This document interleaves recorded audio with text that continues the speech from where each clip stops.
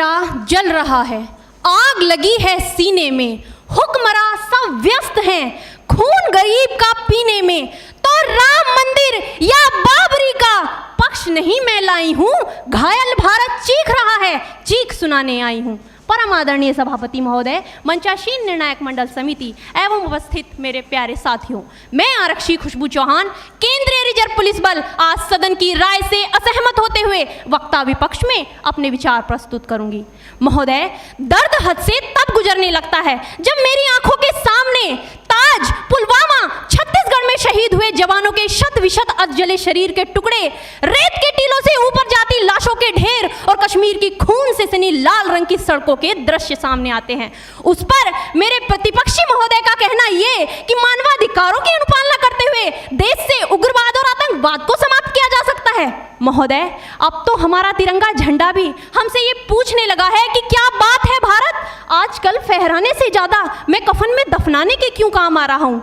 महोदय, हृदय तो उस दिन फट गया जब बूढ़ी माँ अपने बेटे के चिथड़ों को देखकर बोली कि साहब आप तो भर्ती में 1 इंच भी कम नहीं लेते, मैं आधा शरीर कैसे ले लूं। महोदय, आज इन मानवाधिकारों के कारण इन आतंकियों के बंगलों की आकाओं की नाकफनी हंसती है और शहीद हुए हमारे जवानों के आंगन की तुलसी रोती है। जब एक शहीद हुए जवान की विधवा की वेदना चीख चीख कर ये कहती है कि प्यार भी भरपूर गया, मांग का सिंदूर गया, नन्हे नौनिहालों की लंगोटियां चली गई, छोटी छोटी बेटियों की चोटियां चली गई और आपके लिए तो एक आदमी मरा है साहब, मेरे घर की तो रोटियां ही चली गई। महोदय, किसी भी युद्ध को जीतने के लिए पहल करना सबसे ज्यादा आवश्यक है, क्योंकि इतिहास गवाह है कि पहल करके बड़े बड़े युद्धों के परिणाम बदल दिए गए हैं। परंतु आज मानवाधिकारों के कारण हमारे देश के जवान इस कदर बंधे हुए हैं कि अपनी ड्यूटी पर खड़े होकर भी वो आज पहल करने से डरते हैं, क्योंकि महोदय भविष्य में उन्हें कटघरे में खड़े होने का डर सता रहा होता है। वो ये जानते हैं कि चाहे एक उग्रवादी की राइफल से निकलने वाली गोली को ये तय करना पड़े या ना पड़े कि वो किसे लगेगी, लेकिन हमारी राइफल से निकलने वाली हर गोली को ये निर्णय लेना पड़ता है कि चाहे वो किसी निर्दोष को लगे, दोषी को लगे या ना लगे, परंतु किसी निर्दोष को नहीं लगनी चाहिए। यदि ऐसा हुआ तो ना तो ये समाज हमें छोड़ेगा, ना ही तिल का ताड़ बनाने वाली ये मीडिया हमें छोड़ेगी। और महोदय, मानवाधिकार के तले किसी जवान को दबाकर युद्ध के मैदान में छोड़ देना कोई वीरता नहीं, एक आत्महत्या है। क्योंकि महोदय, फूल को श्रृंगार दो ये मुमकिन नहीं और एक वीर को झनकार दो ये मुमकिन नहीं। जो हाथ बांध दे सेना के, ऐसे मानवाधिकार का पालन संभव नहीं। महोदय, आज सत्यनिष्ठा के मार्ग पर चलते हुए भी हमारे देश का जवान इन आतंकवादियों, इन पत्थरबाजों से डरता है, क्योंकि वो जानता है कि उसकी राइफल से निकलने वाली गोली अगर टारगेट को हिट नहीं भी करेगी तो भी 400 मीटर तक जाएगी, और यदि इस बीच वो किसी निर्दोष को लग गई तो महोदय हमें अपनी नौकरी से हाथ तक धोना पड़ सकता है।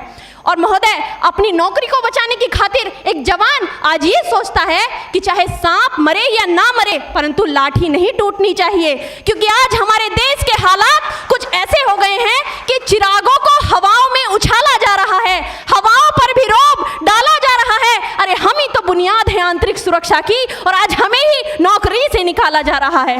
महोदय, जब पुलवामा में 44 जवान शहीद हुए, छत्तीसगढ़ में 76 जवान शहीद हुए, तो कोई भी मानवाधिकार की दुहाई देने वाला हमारे पक्ष में आकर खड़ा नहीं हुआ। परंतु जब जेएनयू विश्वविद्यालय में एक देशद्रोही के द्वारा भारत तेरे टुकड़े होंगे, अफजल हम शर्मिंदा हैं जैसे देशद्रोही नारे लगते हैं, तो सारे मानवाधिकार के ज्ञाता आकर उसके पक्ष में खड़े हो जाते हैं। तभी तो क्या कहा था उस देशद्रोही ने कि तुम एक अफजल को मारोगे, हर घर से अफजल निकलेगा। तो मैं भारत की बेटी अपनी भारतीय सेना की तरफ से आज ये ऐलान करती हूँ कि उस घर में घुसकर मारेंगे जिस घर से अफजल निकलेगा, वो कोख नहीं पलने देंगे जिस कोख से अफजल निकलेगा। उठो देश के वीर जवानों, तुम सिंह बनकर दहाड़ दो और एक तिरंगा झंडा उस कन्हैया के सीने में गाड़ दो। महोदय, अंत में अपनी वाणी को विराम की ओर ले जाते हुए मैं सिर्फ इतना ही कहना चाहूंगी कि मुझे अफसोस है अपने देश की न्यायिक प्रक्रिया पर, जहां आज भी रात के 12 बजे अजमल कसाब जैसे आतंकी के लिए सर्वोच्च न्यायालय के दरवाजे खोल दिए जाते हैं। ऐसे देश से मानवाधिकारों की अनुपालना करते हुए आतंकवाद और उग्रवाद से कभी नहीं निपटा जा सकता। मानवाधिकार के नाम की दुहाइयां देने वालों, सीमा पर लड़ा नहीं जाता, चरखों से शोलों के आगे रामायण पढ़ी नहीं जाती, सीमा पर गोलों के आगे। धरती के घोर कुहासे को एक सूरज ही हर सकता है, क्योंकि एटम बम से रक्षा के केवल एटम बम ही कर सकता है। जय हिंद, जय भारत।